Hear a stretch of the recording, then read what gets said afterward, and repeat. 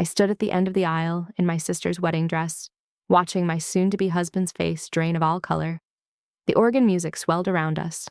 200 guests waited in breathless anticipation, and Marcus, my dear brother-in-law, my sister's widower, the man I was about to marry, looked like he was staring at a ghost, because in a way, he was. "Dearly beloved," the minister began, his voice echoing through the cathedral. Marcus's hands trembled as he reached for mine. His palms were slick with sweat. Behind his eyes, I could see the calculations racing, the doubt, the terror. Good. Let me tell you how I got here. Let me tell you about my sister Elena, about the man who killed her, and about the wedding that would become his funeral. 6 months ago, I received the call that shattered my world. I was in London, finishing my master's degree in forensic accounting, when my phone rang at 3 a.m. It was Marcus, my sister Elena's husband of 2 years. "Vivian," his voice cracked. "There's been an accident. Elena, she didn't make it." The words didn't register at first. Elena, my twin sister, my other half, couldn't be gone. We'd just video called 3 days earlier. She'd been glowing, laughing, telling me about the promotion she was about to get at the marketing firm where she worked. "What kind of accident?" My voice sounded foreign to my own ears. "Car crash. She was driving home late from work. Black ice on the bridge. Her car went through the guardrail into the river."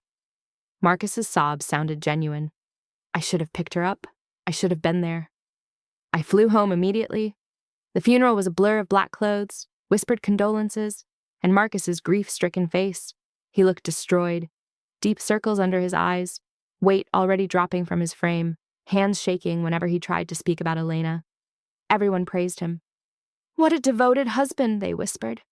"Look how broken he is." Poor Marcus, losing his wife so young. I watched him at the funeral, watched how he gripped Elena's mother's hands, how he delivered a eulogy that had the entire chapel in tears, how he collapsed at the graveside as they lowered her casket into the ground. If I hadn't known better, I would have believed him too. But I did know better, because 3 weeks after the funeral, when I was sorting through Elena's belongings in the apartment she'd shared with Marcus, I found her journal hidden in a shoebox at the back of her closet. The last entry was dated 2 days before her death. "He's going to kill me. I know it sounds paranoid, but Marcus is going to kill me. I found the insurance policy he took out on me, $2 million. I found the text to her. I found the bank statements showing he's been draining our accounts. I confronted him tonight, and the look in his eyes. I've never seen him like that. Cold. Empty. He told me if I tried to leave, I'd regret it. I'm going to copy everything tomorrow at work. All the evidence. Then I'm going to the police.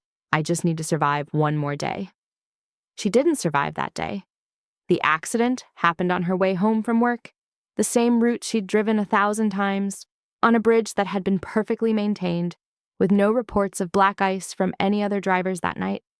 I sat on the floor of her closet, holding that journal, and felt something inside me break and then reform into something harder, something sharper. Marcus had killed my sister, and he'd gotten away with it. The police had ruled it an accident. The insurance company had paid out. Marcus played the grieving widower while my sister's body grew cold in the ground. But he'd made one critical mistake. Elena and I were identical twins. I didn't go back to London. I told my university I needed to defer my degree for personal reasons. I told my friends I needed time to grieve. I told everyone I was staying with my parents. What I really did was start investigating.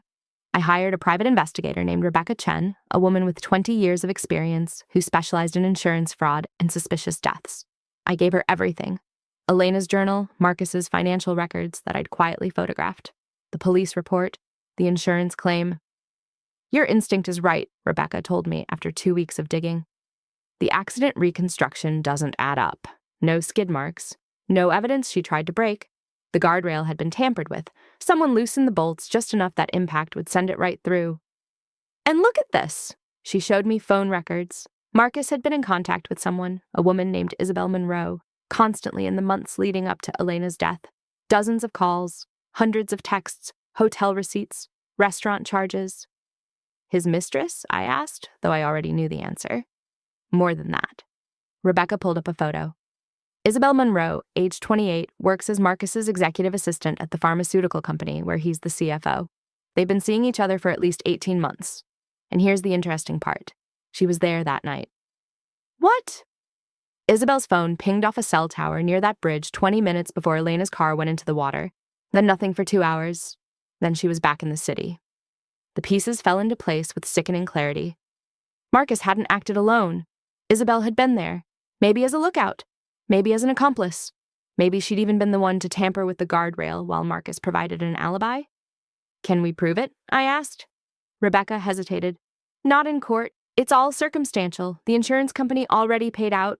The police closed the case. Without hard evidence, a confession, a witness, physical proof, it's your word against his. And Marcus Cohen is a respected CFO. You're the grieving sister making accusations. Before I continue, please hit that like button and subscribe to the Old Breathe channel. Drop a comment telling me where you're watching from. I love hearing from you. And if this story resonates with you, share it with someone who needs to hear it. Then I'll get hard evidence, I said. Rebecca looked at me carefully. How?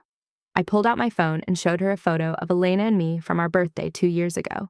Same height, same features, same hair color, same everything. Marcus only met Elena 3 years ago. Most of their relationship was long distance before they married. He was based in New York, she was in Seattle.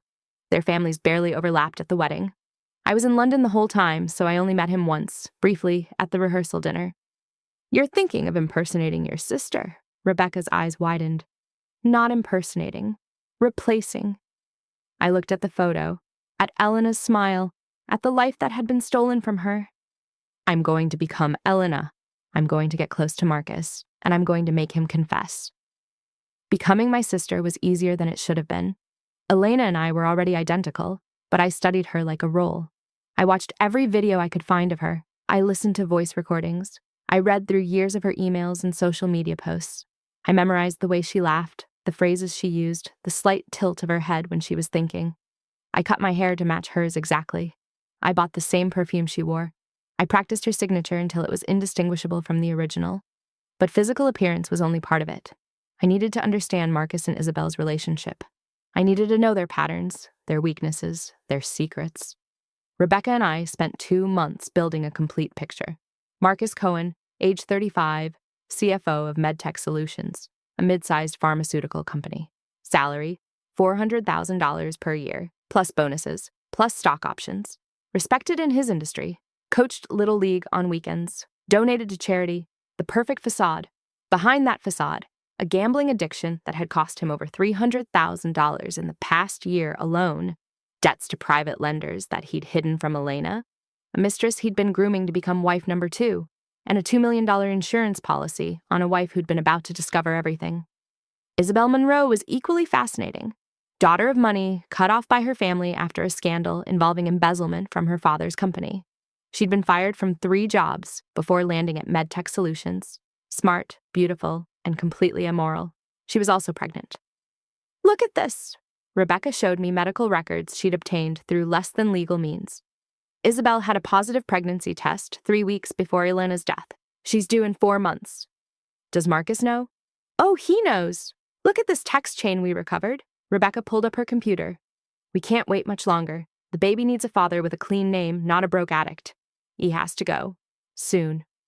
I stared at the screen, rage burning through my veins. They'd planned it together. They'd murdered my sister so they could play house with their ill-gotten insurance money. There's more, Rebecca continued. After Elena died, Marcus paid off all his gambling debts, $327,000 in total. He bought Isabel a new Mercedes. He put a down payment on a house in Westchester, all within 2 months of receiving the insurance payout. And everyone just thinks he's moving on from his grief? He's been careful. He and Isabel haven't been seen together publicly. She quit her job at MedTech Solutions 2 weeks ago, supposedly to pursue other opportunities. But she's living in that Westchester house, his house, waiting for enough time to pass so they can be together openly without raising suspicions. I smiled, and Rebecca actually looked slightly uncomfortable. What are you planning, Vivian? I'm planning to give Marcus exactly what he wants, I said. A second chance at love, a fresh start, a wedding. You're going to marry him. I'm going to make him think he's marrying Elena's ghost. I'm going to make him confess, and then I'm going to destroy him. The first time I approached Marcus, I made it look like an accident. I'd been watching his routines for weeks. Every Thursday, he went to the gym near his office at 6 p.m., He'd work out for exactly 90 minutes, then grab a protein shake at the smoothie bar next door. I timed it perfectly. I walked into the smoothie bar just as he was ordering. I wore Elena's favorite yoga outfit, the one she'd worn in dozens of Instagram photos. I wore my hair in her style. I even ordered her drink, a Kai bowl with granola and honey. When I turned around, I made sure to bump directly into him. "Oh God, I'm so sorry." I looked up, met his eyes, and let my face register perfect shock. "Marcus?" He went absolutely white. The protein shake slipped from his hand and exploded across the floor. "Elena?" The word came out as a choked whisper. I tilted my head exactly the way Elena used to. Elena was my twin sister. I'm Vivian. We met at the rehearsal dinner, remember? You probably don't. It was brief. The color rushed back to his face, but his hands were still shaking. Vivian. Right, of course. I'm sorry. You look so much like her. I know. People say that. I smiled sadly. I'm actually in town settling some of her affairs. The lawyer needed signatures for the estate. This was a lie. I'd created a fake law firm and sent Marcus official-looking documents requesting my presence. All part of the setup. How are you holding up? Marcus had recovered his composure, but I could see the calculation in his eyes, the concern about what I might know. Some days are harder than others, I said. I keep expecting to call her and have her answer. It doesn't feel real. I know exactly what you mean. Marcus's voice took on that grief-stricken quality I recognized from the funeral. The apartment still smells like her perfume. I can't bring myself to move her things. Another lie. Rebecca had confirmed that Elena's belongings had been donated to Goodwill within a week of her death. I'm actually staying at a hotel nearby, I continued. I don't have any friends in the city anymore. Elena was my only reason to visit. You shouldn't be alone right now, Marcus said, and I could see him taking the bait. Why don't you let me buy you dinner? We can remember Elena together. Perfect. Over the next 2 months, I carefully inserted myself into Marcus's life. We'd meet for coffee, for dinner, for long walks where he'd tell me stories about Elena, most of them lies. I played the grieving sister perfectly. Vulnerable, lonely, looking for connection to my lost twin. I let him comfort me. I let him hold my hand when I cried. I let him think he was being kind. All the while, I was gathering evidence. I'd installed recording apps on my phone. Every conversation we had was documented. I wore a tiny camera disguised as a necklace that captured video and audio. Rebecca monitored everything from a distance, ready to intervene if things got dangerous. And slowly, carefully, I started asking questions. Did Elena ever talk about being afraid? I asked one night over wine. Marcus tensed slightly. Afraid of what? I don't know. She seemed anxious the last few times we talked, like something was worrying her. She was stressed about work, Marcus said smoothly. The promotion was making her nervous. She was worried she wasn't good enough. Another lie. Elena's journal had shown she was confident about the promotion. What had made her anxious was discovering Marcus's betrayal. Did she have life insurance? I asked another time, making it sound casual. We both did. Standard policies through work. How much? A pause. I don't remember exactly. Maybe $100,000. The policy had been for $2 million. He was lying about the amount, hiding the motive. But I needed more than lies. I needed a confession. The breakthrough came on a rainy Tuesday in November. Marcus had invited me to his apartment, the one he'd shared with Elena, saying he'd finally found the strength to go through her things and wanted my help. It was all pretense, of course. Elena's things were long gone. But I played along. What Marcus didn't know was that Rebecca had broken into the apartment the night before and installed cameras and audio devices in every room. We were recording everything. I arrived at 7 p.m. carrying flowers. For Elena, I said, placing them on the mantel. I brought her favorites. Marcus looked at the flowers, white roses and lavender, and something flickered in his eyes. Guilt, fear. It was gone too quickly to tell. We ordered takeout. We drank wine. And as the evening progressed, I could feel Marcus's intentions shifting. He sat closer to me on the couch. His hand lingered on my shoulder. When I excused myself to the bathroom, I saw him refill my wine glass and hesitate over it, his hand moving toward his pocket before pulling back. Was he thinking about drugging me? The thought sent ice through my veins, but I maintained my composure. In the bathroom, I texted Rebecca, "Be ready. Something's about to happen." When I returned, Marcus was sitting with his head in his hands. "Are you okay?" I asked. I can't do this anymore. His voice was raw. The guilt is eating me alive. I sat down carefully, every nerve on alert. What guilt? Vivian, there's something I need to tell you about Elena's death. My heart pounded, but I kept my voice gentle. What about it? It wasn't an accident. Marcus looked up, and there were real tears in his eyes. I mean, it was an accident, but I was going to leave her. There was someone else. Elena found out. We had a horrible fight that night. I said terrible things. She was crying when she left. If I hadn't been so cruel, if I just let her calm down first, she'd still be alive. It was a confession, but not the one I needed. He was admitting to being a bad husband, not a murderer. Trying to seem guilty enough to be believed, but not guilty enough to be arrested. It's not your fault, I said, playing my role. You didn't know she would crash. But I did. Marcus grabbed my hands. I knew she was upset. I knew she shouldn't drive. And I let her go anyway because I was angry. Because I wanted her gone. Because... He stopped himself. Because what? I pressed. Because I'm a horrible person. Because I was thinking about insurance money and new starts and all these selfish things instead of my wife's safety. Closer, but still not enough. There was someone else, I asked. Who? No one important. Just someone from work. It's over now. Another lie. Isabel was 7 months pregnant with his child. Does Elena's death haunt you? I asked. Every day, every single day. Marcus squeezed my hands. You look so much like her, Vivian. Sitting here with you, it's like I get a second chance to say all the things I should have said to her, to be the man I should have been. This was my opening. What if you did get a second chance? I asked softly. Marcus looked confused. What do you mean? What if Elena's death wasn't the end? What if you could make things right? I could see his mind working, trying to understand where I was going. Vivian, I don't understand. I'm not Vivian, I said. The words hung in the air between us. Marcus's face went through a series of expressions: confusion, realization, horror, denial. What are you talking about? Of course you're Vivian. You're Elena's sister. Elena didn't have a sister. She had a twin. We were the same person, Marcus. Same DNA, same fingerprints, same face, same voice, same everything. Understanding dawned in his eyes, followed by panic. You're insane! You're Vivian! You're confused! The grief has made you— I'm Elena, I said calmly. I survived the crash. I was in a coma for 2 months. When I woke up, I had amnesia. I didn't remember who I was, who you were, anything. The hospital staff thought I was Vivian because that's whose ID was in the wreckage. But my memories are coming back now, Marcus. I'm starting to remember what happened that night. If this story is making your blood boil like mine was, make sure you're subscribed and hit that notification bell so you don't miss what happens next. Trust me, the revenge gets so much better. Your support means everything to this channel. It was all lies, of course. But Marcus didn't know that. And the fear on his face told me everything I needed to know. He believed me, which meant he had something to fear. Elena, he whispered, you're really— Do you know what I remember most clearly? I leaned forward.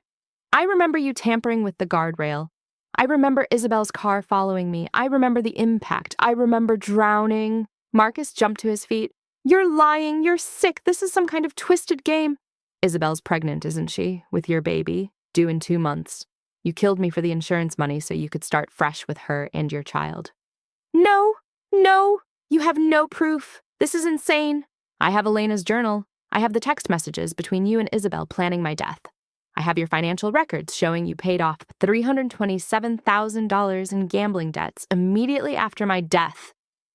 I have evidence that the guardrail was tampered with. I have Isabel's phone records putting her at the bridge that night. I stood up, and Marcus backed away from me like I was a demon. But most importantly, Murray continued, I have you on camera for the last 2 months admitting to guilt, admitting to an affair, admitting you wanted me dead. This entire apartment is wired, Marcus. Every word we've spoken has been recorded. Marcus looked around wildly, suddenly seeing the cameras Rebecca had hidden. You're going to go to the police, he said. You're going to turn me in. No, I smiled. I'm going to do something much better. I'm going to marry you.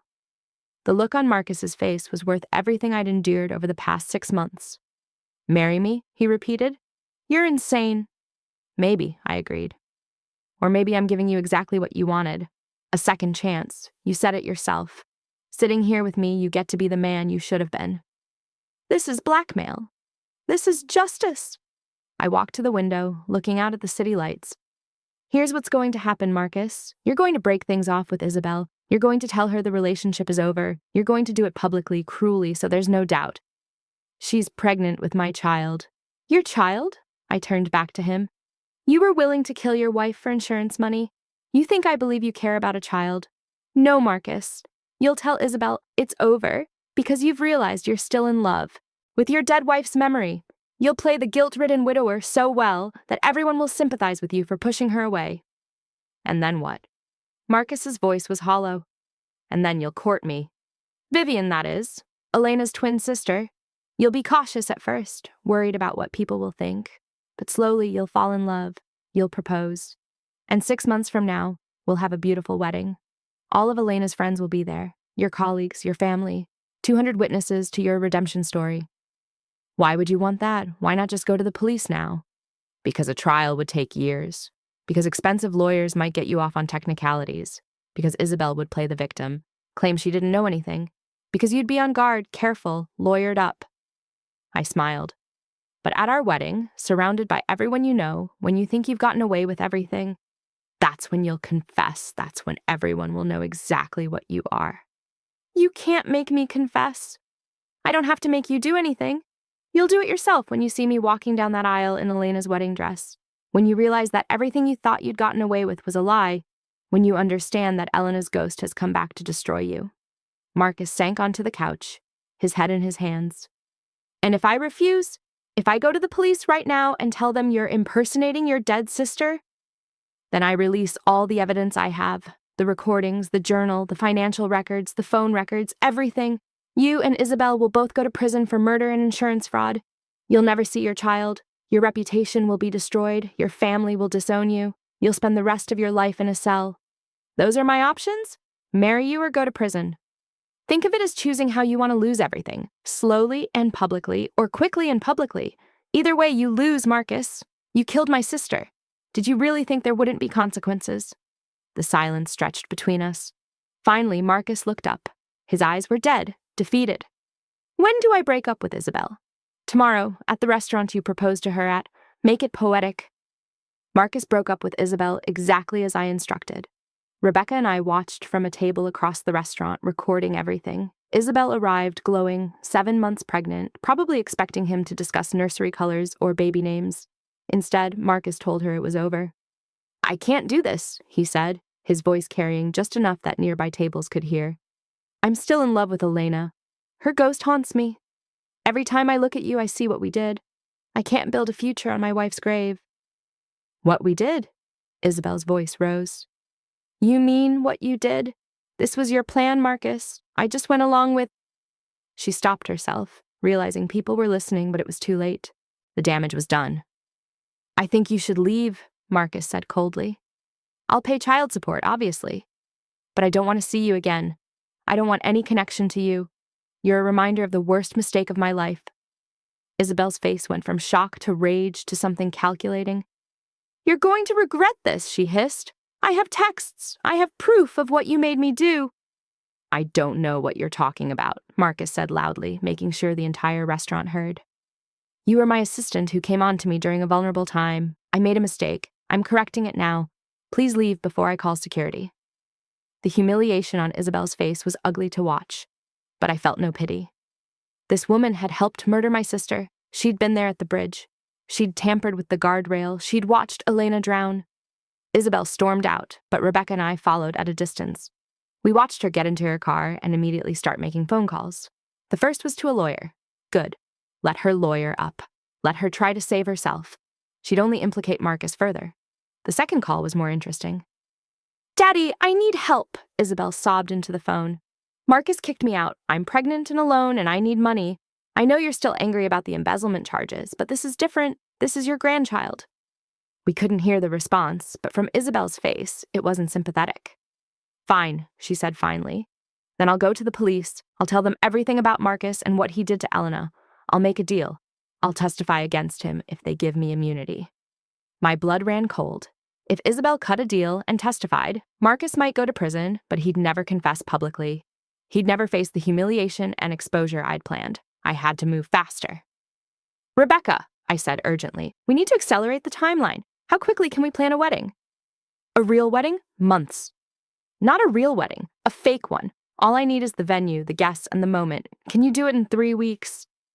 Rebecca looked at me like I was crazy, but then she grinned. "You're going to crash your own wedding?" "Not crash it. Perfect it." The next 3 weeks were a controlled frenzy. Marcus played his role perfectly, the guilt-stricken widower who'd pushed away his mistress because he couldn't escape his dead wife's memory. He was lauded at work. His friends admired his integrity. His family embraced him. And then he met me, Vivian, at a grief support group I'd arranged. "Marcus, what are you doing here?" "Trying to work through my guilt. And you?" "Missing my sister."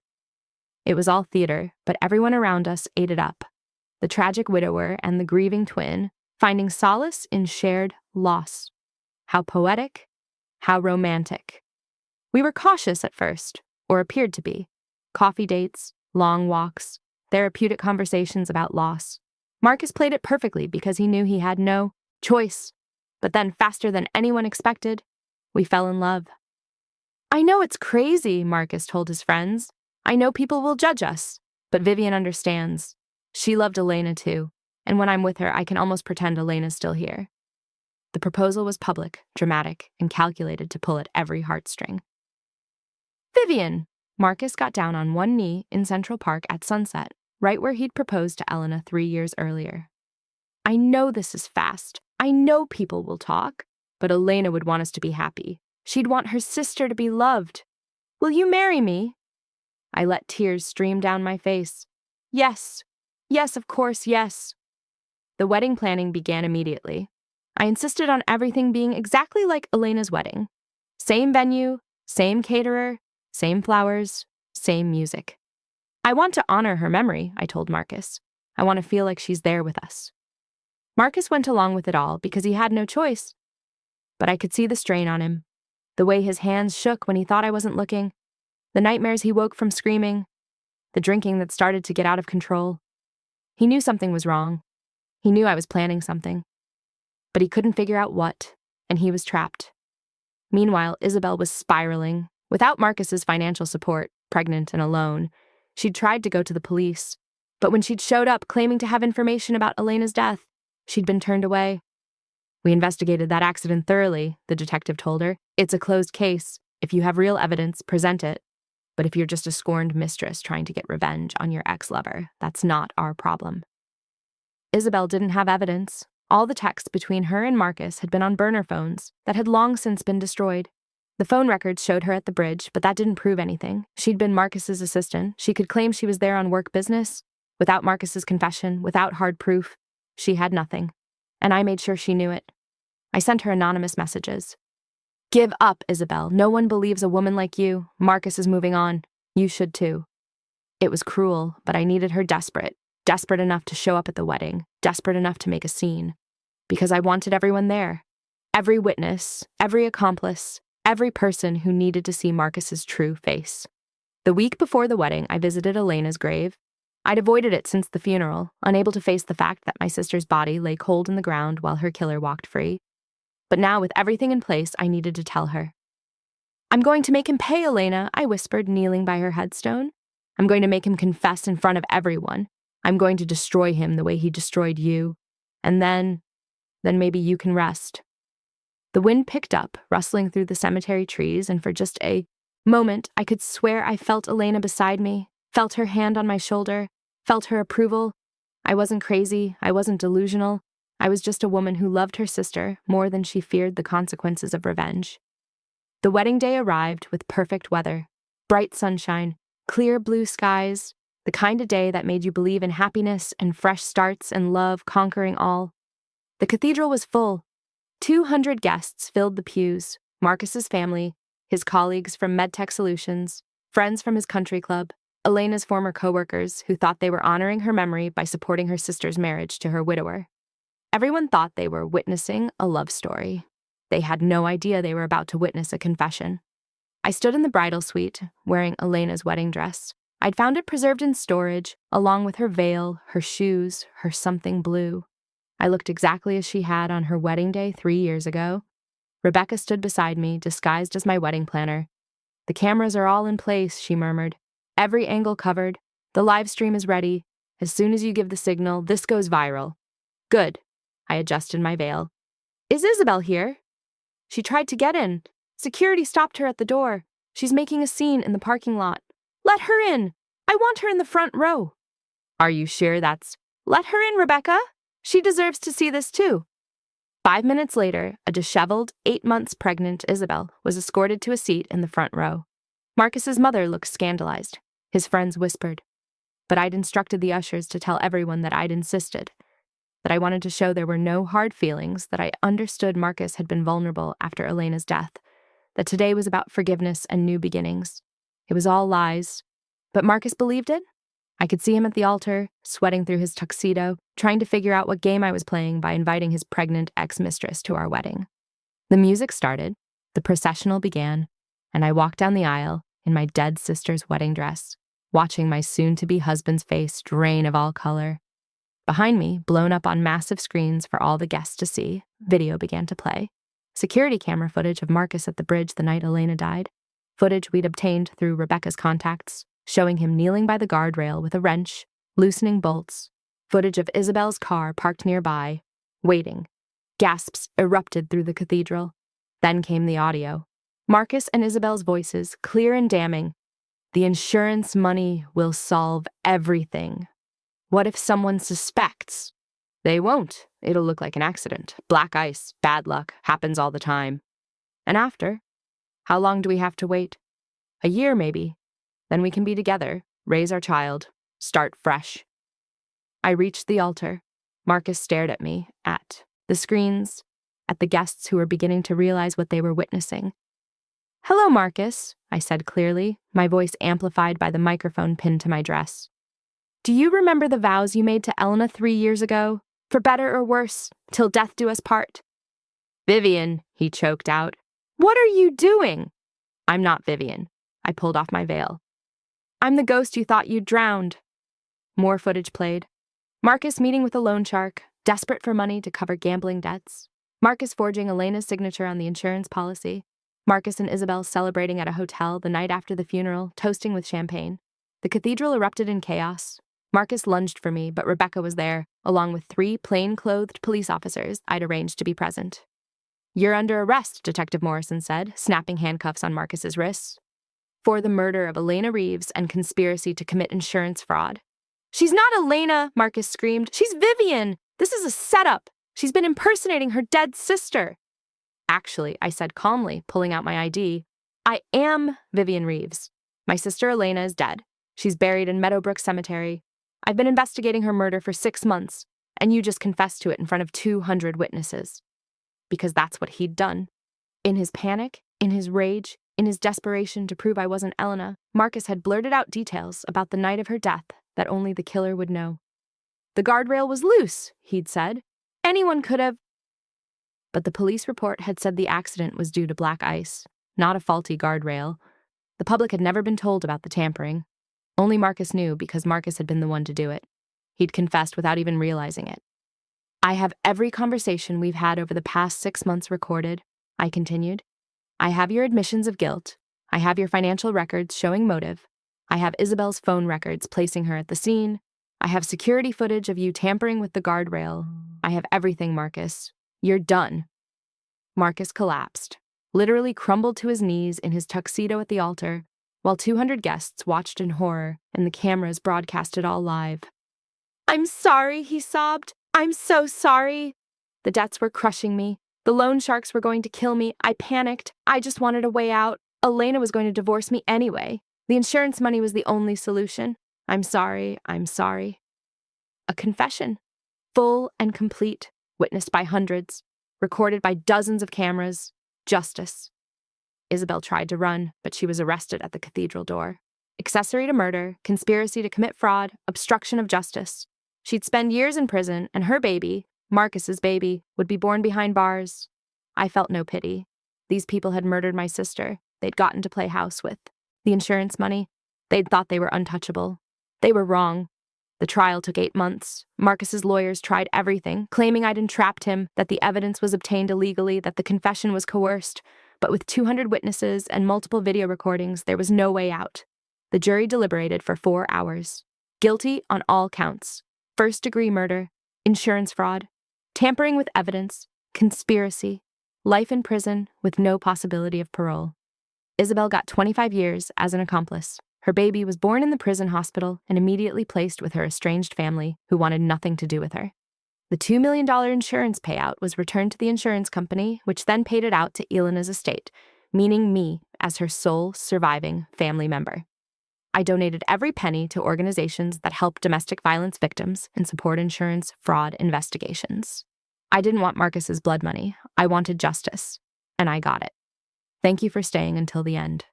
If this story gave you the justice you needed to see, check out the other videos on screen. They're just as satisfying, and if you haven't subscribed yet, what are you waiting for? See you in the next story.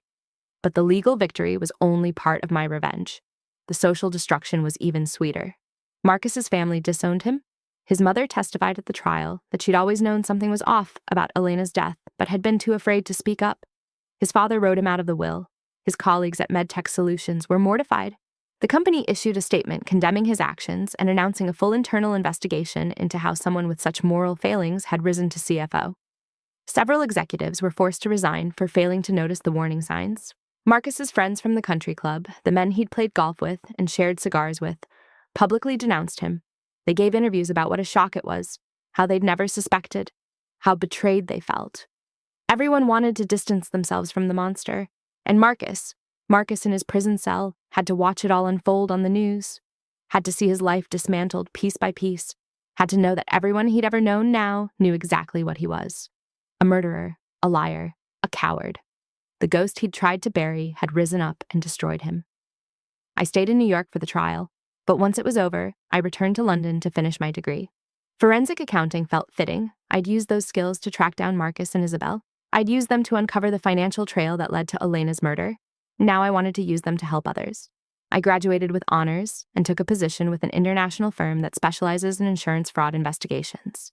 I work with law enforcement to track down killers who think they can get away with murder for money. I'm good at my job.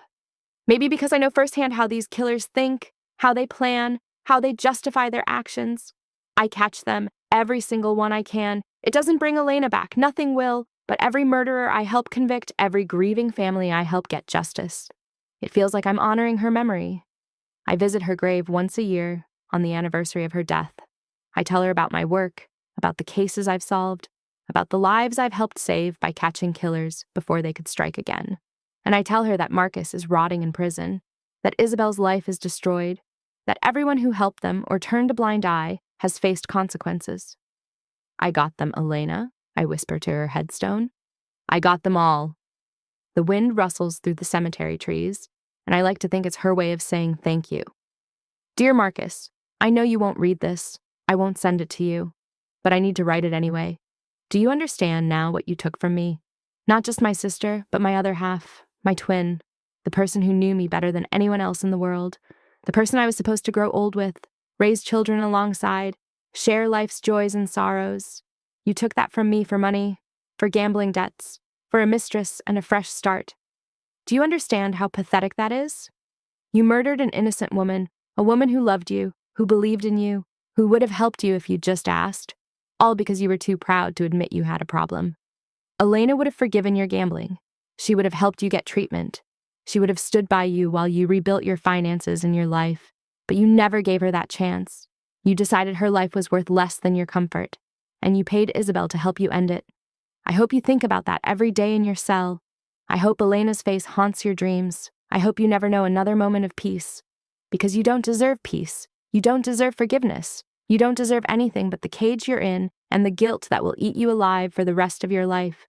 People ask me sometimes if I regret the way I got justice, if I regret the manipulation, the lies, the months of pretending to be someone I wasn't. I don't regret a single second. You took my sister from me. I took your entire life from you. That seems fair. I'm living my best life now, Marcus. I have a career I love. I have friends. I have purpose. I travel the world catching killers like you. I help families get the justice they deserve. I'm happy. Truly happy. And you're in a 6x8 cell with nothing but time to think about what you've lost. That's my gift to you, a lifetime of regret.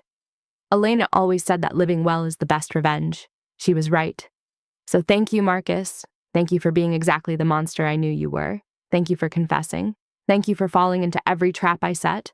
Thank you for giving me the opportunity to destroy you completely. I hope hell is real because you're going there. And when you do, Elena will be waiting. Vivian Reeves. I folded the letter and placed it in Elena's journal, which I keep in a locked drawer in my apartment. I'll never send it to Marcus. He doesn't deserve even the acknowledgement of my words.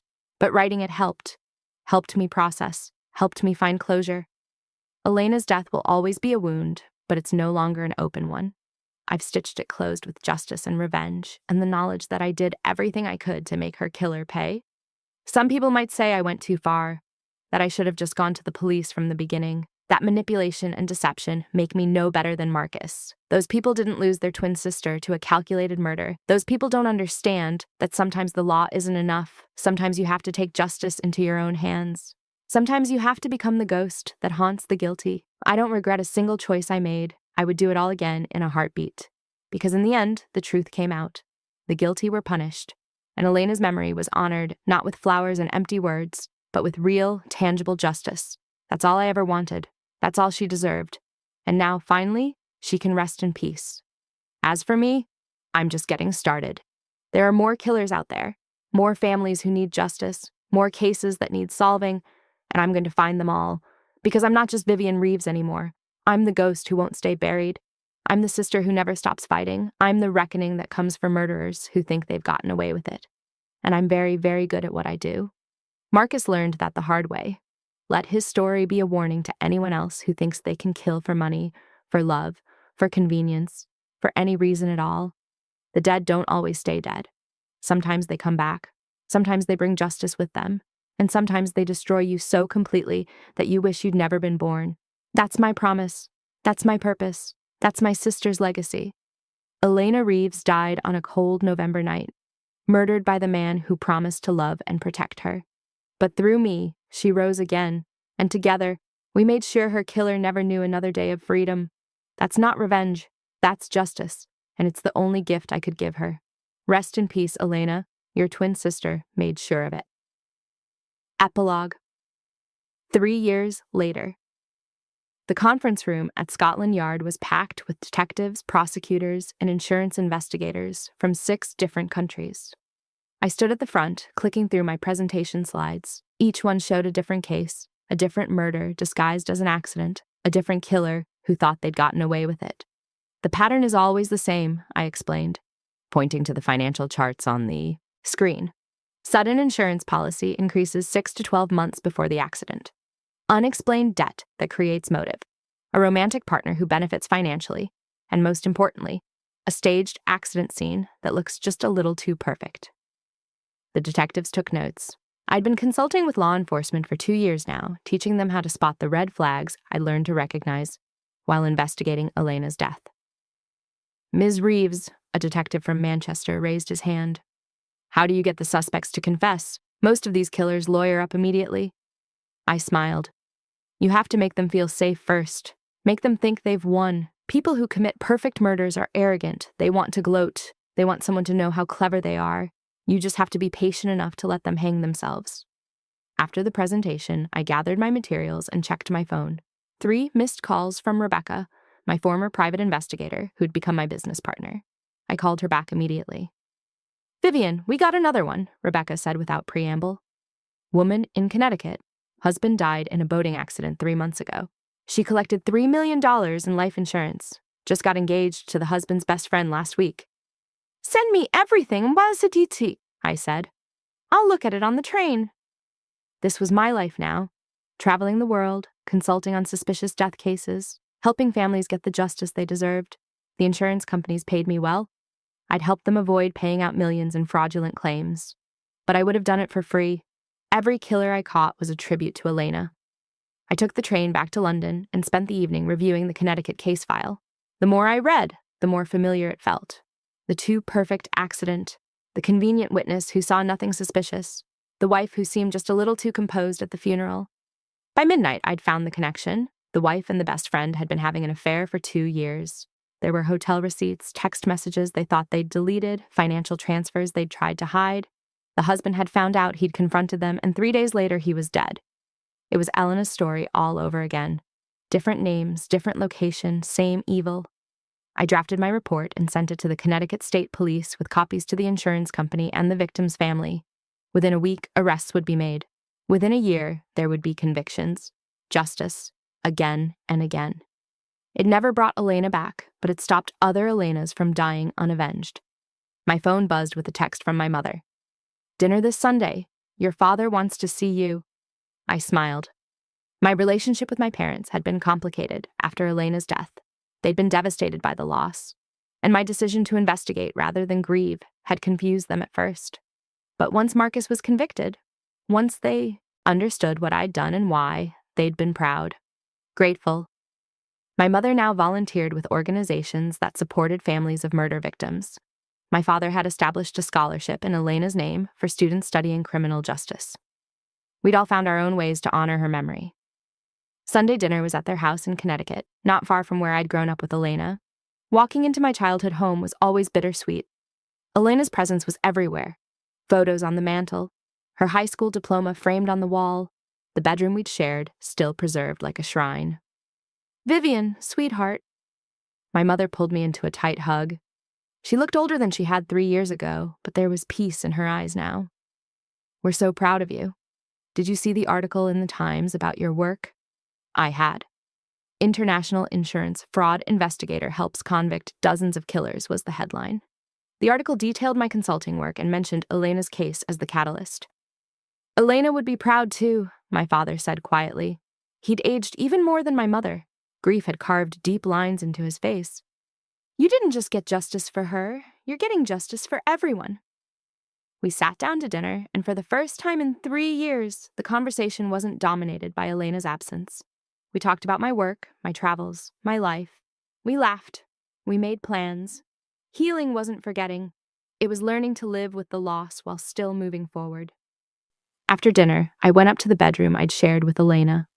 Everything was exactly as we'd left it. Twin beds with matching quilts, posters from our favorite bands, the desk where we'd done homework together.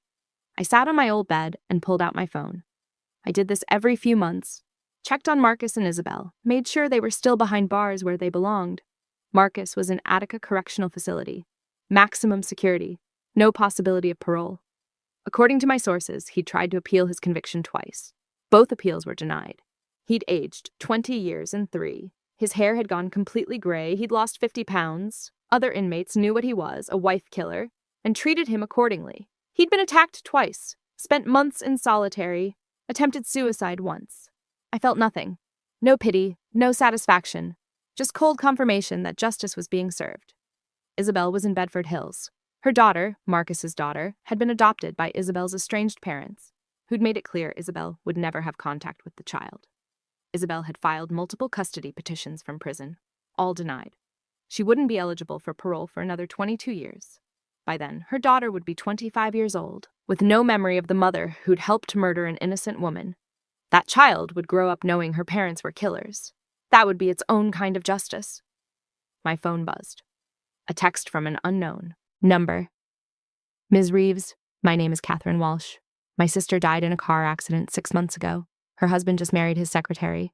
The police say there's no evidence of foul play, but I know he killed her. Please help me." I stared at the message for a long moment. Another sister, another suspicious death, another killer who thought they'd gotten away with it. I typed back, "Send me everything you have. I'll look into it." This was my calling now, my purpose. I'd become the person I'd needed when Elena died, someone who believed the grieving family, who looked deeper than the official story, who didn't stop until the truth came out. I went back downstairs where my parents were having coffee in the living room. "I have to take another case," I told them. "A woman in California, her sister died suspiciously, and she thinks the husband did it." My mother's eyes filled with tears, but she nodded. "Go, help her. That's what Elena would want." My father stood and hugged me. "Just promise me you'll be careful. These people are dangerous." "I know," I said. "That's why I'm good at catching them." I flew to California the next day. Catherine Walsh met me at a coffee shop in Santa Monica.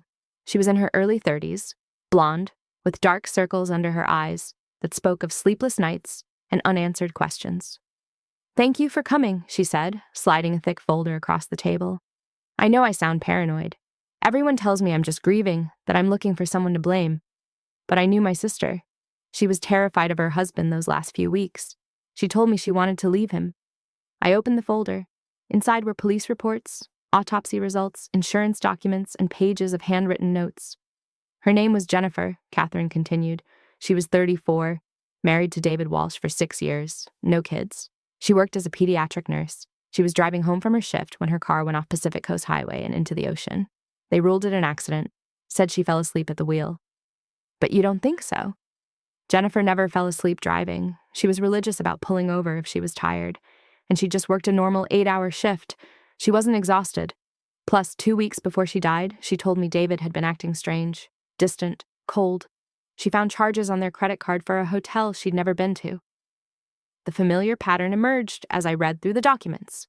Large insurance policy, $2.5 million. David had taken it out 18 months earlier without telling Jennifer. He'd increased it from $500,000, citing their mortgage and future family plans. But they'd been trying to have kids for years without success. Why increase life insurance if you weren't planning for children? "What happened after her death?" I asked. Catherine's jaw tightened. "David played the devastated husband for exactly 3 months. Then he started seeing Melissa Chen, his secretary, at the medical device company where he works. They got married last month in Vegas. No big ceremony, no friends invited, just the two of them and an Elvis impersonator." "Did Jennifer know about Melissa?" "I think so. The hotel charges were from a boutique place in Napa Valley. I called them, pretended to be planning an anniversary trip. They confirmed David Walsh and Melissa Chen had stayed there, multiple times, always registered under his corporate account." I made notes. "Tell me about the accident scene." "That's the thing. It doesn't make sense. The police said Jennifer's car went through the guardrail at a curve in the road, but that curve isn't particularly sharp. Jennifer had driven it hundreds of times. And when I went to look at the scene, I noticed something the police didn't mention in their report." Catherine pulled out her phone and showed me photos. The guardrail had been repaired, but she'd taken pictures of the old section before it was removed. "Look at the bolts," she said, zooming in. "They're not sheared off. They're unscrewed. Someone loosened them." My blood ran cold. It was Elena's bridge all over again. "Did you show this to the police?" I tried. They said the bolts could have loosened naturally over time. They said I was looking for conspiracy where there was just tragedy. They told me to accept my sister's death and move on. Catherine's voice broke. "But I can't, Ms. Reeves. I can't let him get away with this." I closed the folder and looked her in the eye. "He won't. I promise you that." Over the next 3 months, I built the case against David Walsh. Rebecca flew out to help. We hired a new private investigator, installed surveillance equipment, tracked David's movements, and reconstructed Jennifer's final days. What we found was damning. David and Melissa had been having an affair for 3 years, since before David married Jennifer. They'd been careful, using burner phones and cash for their hotel stays, but financial records didn't lie. David had been withdrawing large amounts of cash for years. All around the times, Melissa's social media showed her traveling. The insurance policy was the smoking gun. David had increased it without Jennifer's knowledge by forging her signature on the documents. The insurance company had never verified it. They'd simply processed the paperwork. And the night Jennifer died, David's alibi was weak. He claimed he was home alone, fell asleep watching TV. No witnesses, no phone activity, nothing to prove where he was between 10 p.m. and midnight, the window when Jennifer's car went off the cliff. But Melissa's phone told a different story. She'd been in the area that night. Her GPS data showed her driving north on Pacific Coast Highway, stopping for 40 minutes near the accident site, then returning south. She'd been there. She'd waited. And when Jennifer's car went through the compromised guardrail, Melissa had watched it happen. We had everything except a confession. That's where I came in. I approached David at a grief support group, the same tactic I'd used with Marcus.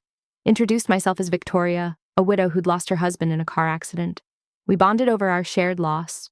I was vulnerable, sympathetic, understanding. David ate it up. Within weeks, we were dating.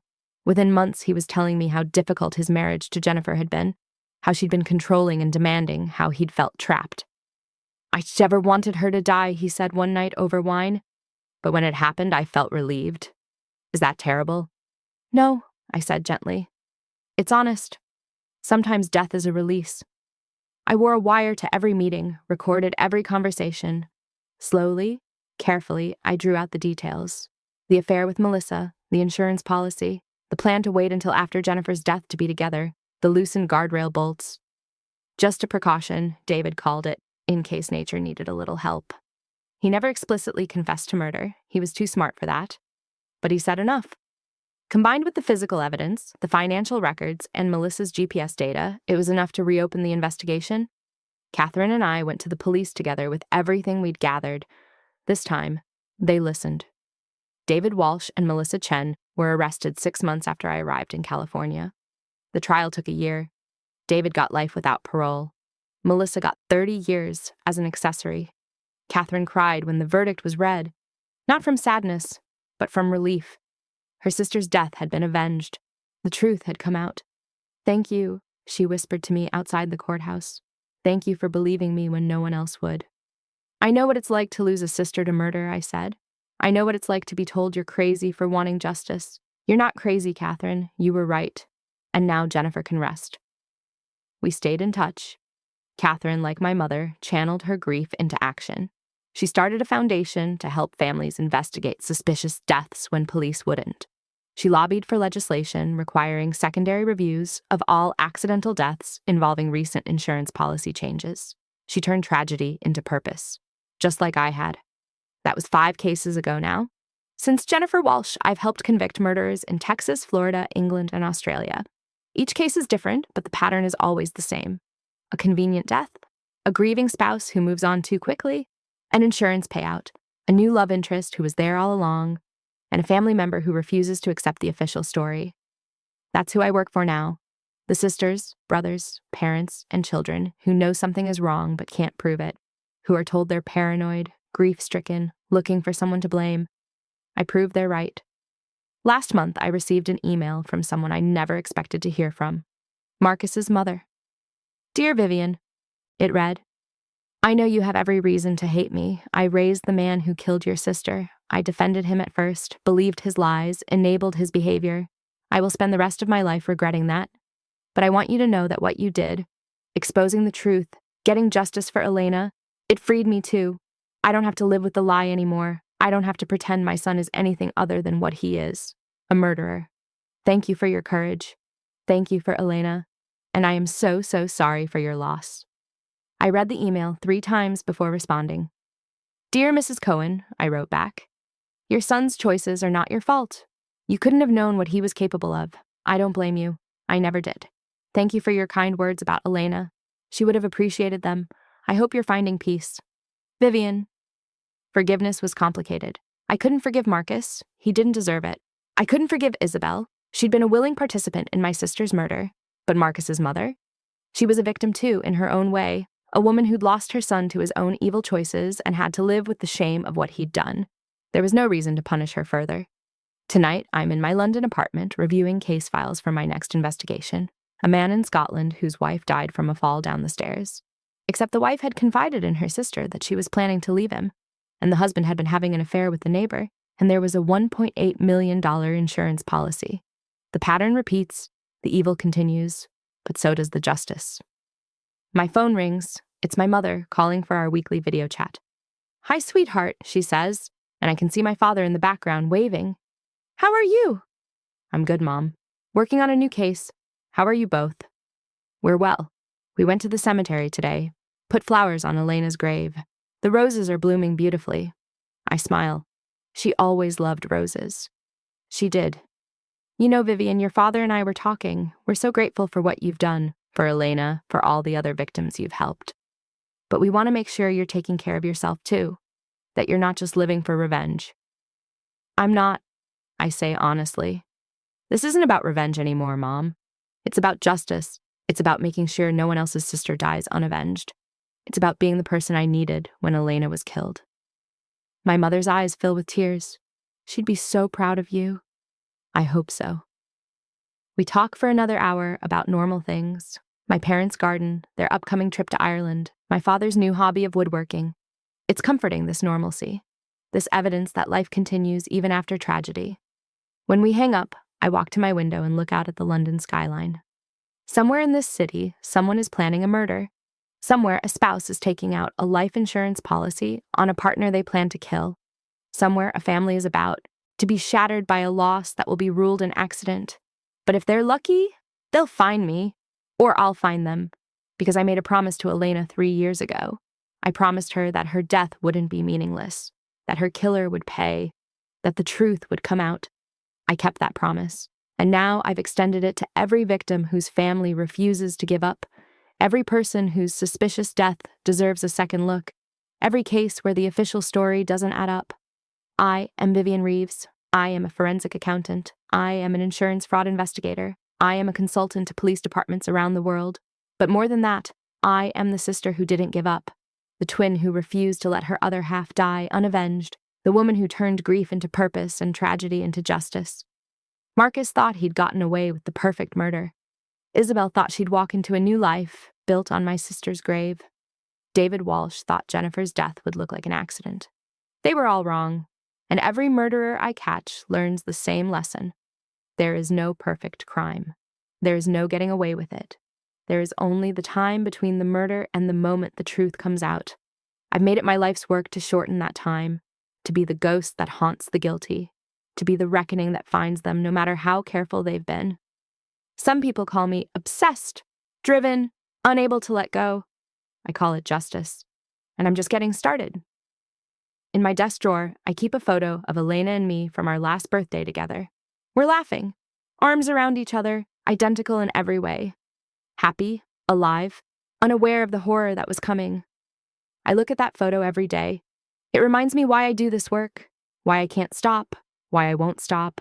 Because Elena can't speak for herself anymore, but I can speak for her, and for Jennifer, and for all the other victims whose deaths were disguised as accidents, whose killers walked free, whose families were told to move on and accept what happened.